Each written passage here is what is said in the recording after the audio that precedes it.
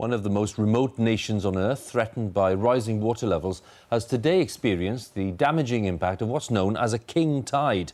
Tuvalu is a small group of islands 10,000 miles and 11 time zones away in the South Pacific. Islanders fear that the area could disappear within 50 years if action isn't taken over climate change. Well, our environment correspondent, David Shookman, has travelled to the islands, and we can join David there now. Hugh, thank you. It's a stormy time here in the heat of the South Pacific, just the combination of high tides and strong winds that people dread.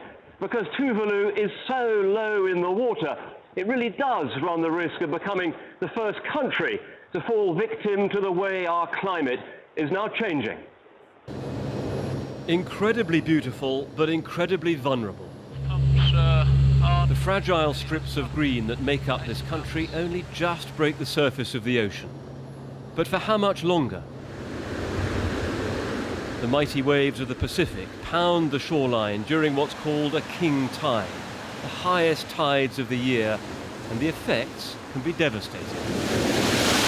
This is the island's main road. I mean, we've never seen this in the past, water coming all the way up to this far. And our house is just up behind us. But the water also surges up from underground, through the coral the islands are built on. In the space of an hour, the lowest areas are all flooded. Everyone feels the impact. This priest steps carefully through the waters on his way to conduct a funeral. The higher the king tides get, the harder it is to keep things going here. So can you grow anything here? No. Because it's too salty? Yeah, too salty. Okay. The seawater is poisoning the soil and people are nervous. It makes me feel scary. So what will happen to us in 10 years' time? This isn't like other floods that I've covered with a single catastrophic event. Instead, it's a creeping process with this seawater flowing up into the heart of these islands and slowly, but effectively, killing them off. The water bubbles up in tiny streams, and everywhere you look, it just lies on the surface.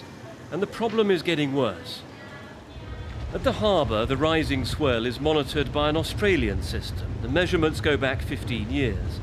And at the local Met Office, they say the king tides are getting higher, a trend forecast to continue. In prediction, the next 5 to 10 years, the king tide getting worse and it getting higher than normal. Then most of the coastal areas would be washed out.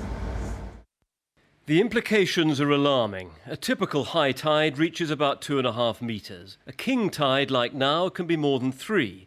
The UN climate panel forecasts a rise of another ½ metre, when the highest point is only about 4.5 metres. Now for Tuvalu, each scenario would cost precious land. Only a small rise would see parts of the island go under, perhaps even the runway, a lifeline to the outside world. How long have you got? Not more than 50 years. In fact, some of the islands have already disappeared. Please help us. You cause climate change. You know, the polluter pays principle must apply. You must set up a global fund to which these islands can come and tap into to build their resilience, to build their capacity, their education, technology, and all that, and restore what the damage has been done. People here say there must be a technological fix if a rich country like Dubai can build entirely new islands, especially since these are so narrow you can cross from one side to the other in a few short paces. The problem? They're founded on coral, which is porous. Saving these islands will cost a fortune. For the children of Tuvalu, the floods are fun. But for them to lead their lives on these islands will require massive international support. And with just 11,000 people here, will the outside world think it's worth it? Now, of course, Tuvalu does get some aid, but not nearly enough to keep the rising sea at bay. So the international community faces very soon a difficult choice of whether to draw a line between those who get saved and those who don't. And in the meantime, people here are getting ready for another king tide. Right now it's low. It's due to get very high in about 8 hours' time. Back to you in the studio. David, thank you very much. David Shukman there, our environment correspondent in Tuvalu.